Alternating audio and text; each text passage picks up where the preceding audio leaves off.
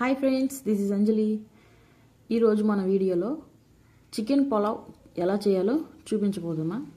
ముందుగా ఒక బాండి పెట్టుకుని అందులో తగినంత ఆయిల్ వేసి బిర్యానీ స్పైసెస్ వేసుకుని అవి ఫ్రై అయిన తర్వాత సన్నగా తరిగి పెట్టుకున్న ఆనియన్స్ వేసి బాగా డీప్ ఫ్రై చేసుకోండి.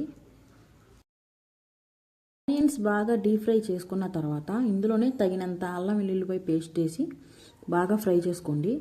అల్లం వెల్లుల్లిపాయ పేస్ట్ పచ్చివాసన పోయేంత వరకు ఫ్రై చేసుకుంటేనే ఈ పులావ్కి టేస్ట్. ఇప్పుడు ఇందులోనే సన్నగా తరిగి పెట్టుకున్న ఒక 2 చిన్న చిన్న టమాటోస్ వేసుకుని ఫ్రై చేసుకోవాలి. ఆ చిన్న చిన్న టొమాటోస్ ఆయిల్లో బాగా ఫ్రై అయిన తర్వాత కొంచెం కొత్తిమీర అలాగే పుదీనా వేసి ఒకసారి కలిపి మూత పెట్టండి. ఈ టొమాటోస్ కూడా బాగా ఫ్రై అయిన తర్వాత ఈ ప్రాసెస్ వచ్చి నేను కేజీ చికెన్కి చెప్తున్నానండి. మీరు తక్కువ చేసుకునేటట్టయితే కొలతలు కొంచెం అడ్జస్ట్ చేసుకోండి. ఇప్పుడు ఇందులో టొమాటోస్ బాగా మగ్గిన తర్వాత చికెన్ని బాగా శుభ్రపరచుకుని ఇందులో వేసేయండి. ఇప్పుడు కొంచెం ఉప్పు, పసుపు, కారం తగినంత వేసుకుని ఒకసారి కలిపి బాగా సిమ్లో పెట్టి మగ్గించుకోండి.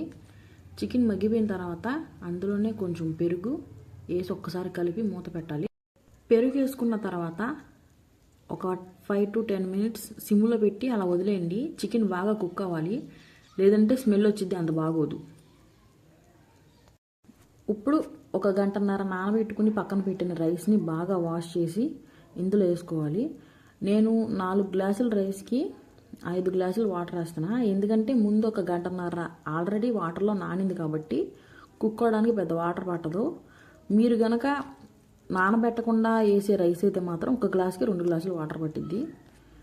ఇలా వాటర్ పోసిన తర్వాత ఆవిరి బయటికి పోకుండా ఏదైనా ఒక బరువు ఉన్న వస్తువు ఆ ప్లేట్ మీద పెడితే సరిపోయిద్ది.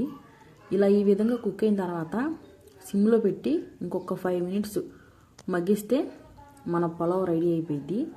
తర్వాత ఇందులో కొంచెం కొత్తిమీర, పుదీనాకు అలాగే కొంచెం నెయ్యి వేసి ఇంకొక 2 నిమిషాలు మగ్గించుకుంటే సరిపోయిద్ది. ఎప్పుడు ఇలా చికెన్ బిర్యానీలే కాకుండా అప్పుడప్పుడు ఇలాంటి చికెన్ పులావులు కూడా చేసి పెట్టండి మీ ఇంట్లో వాళ్ళకి. రేపు ఎలాగో సండేనే కదా, రేపు ట్రై చేసి చూడండి. ఈజీగా అయిపోయిద్ది, శ్రమ కూడా ఎక్కువ పట్టదు, టేస్ట్ కూడా అదిరిపోయిద్ది. ఖచ్చితంగా ట్రై చేసి మీకు ఎలా కుదిరిందో నాకు కామెంట్ చేసి చెప్పండి. అలాగే మన ఛానల్ని సబ్స్క్రైబ్ చేసుకోండి.